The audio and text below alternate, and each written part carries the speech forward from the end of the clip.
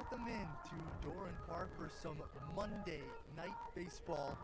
It's a special Nesson game, not that we're on the network, but thanks so much for joining us here on Cape League TV. To my left is Carson Trail, I'm Skylar Wilkes. It's the Bourne Braves and the Harwich Mariners battling it out for the third time this season, second time in Buzzards Bay. The Mariners in the midst of a 9-game losing streak, 2 away from the longest in team history. The season series, though, Carson, has been split.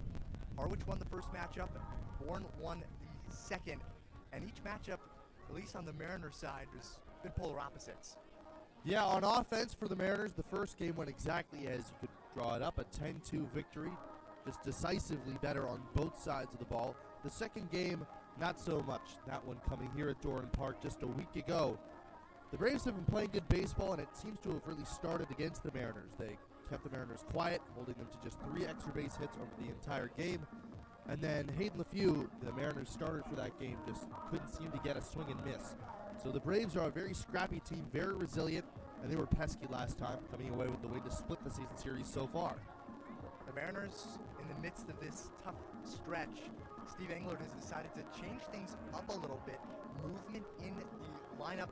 We're going to cover the lineup in the whole 9 in just a bit, but to give you some headlines, Danny Dickinson and Michael Anderson, who was the Cape League Player of the Week after the first 7 days of the season, he's batting 8th. And then Macon Winslow is up to 4th. What type of difference or impact can these changes make on the lineup? Yeah, this is the first real shakeup we've seen from Steve Englert all year. And I think as a result, you'll see some guys at the bottom of the order get back into a groove, hopefully seeing some more pitches to hit. Michael Anderson just was not getting fastballs over the course of this cold stretch he's been on. And I think the same can be said for Dickinson, who had a good game against Chatham, but has cooled off over the past week.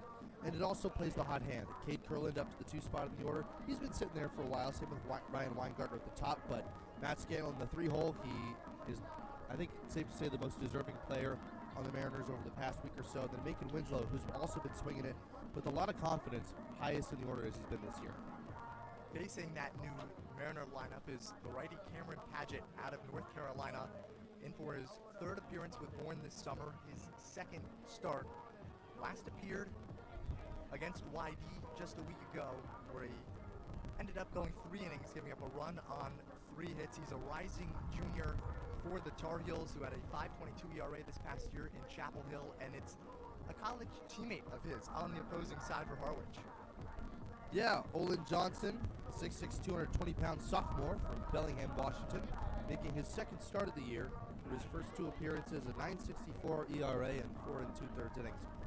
Last time out, did not have his best stuff. That was against Chatham, only going 2 2/3. And when he doesn't have the command of his changeup and slider, he's liable to get knocked around a little bit. So I think if he's able to mix and match, if he's able to throw that changeup to lefties, slider to righties, keep the ball off the barrel, I think will be key for him at the start of this game. Number 9, Camden Kojo. Last met just about 10 days ago or Batting so. 3rd, the left fielder from Vanderbilt University, number 34, Brandon Holcomb.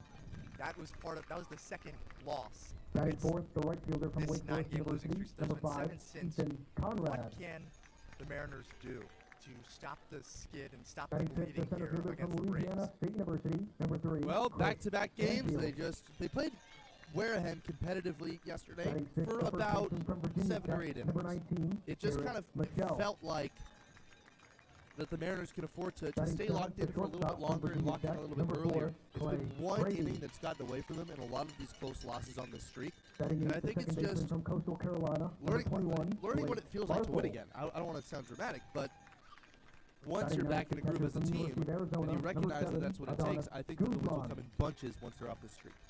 Starting pitchers tonight for the Braves from the University of North Carolina, And number when you look 17, Cameron Harwich, Padgett. talked about those close games. The field manager for the Braves is Scott Has been Landers, that along with deciding factor? coaches Like Garrett yesterday in a Saltamacchia, close Kevin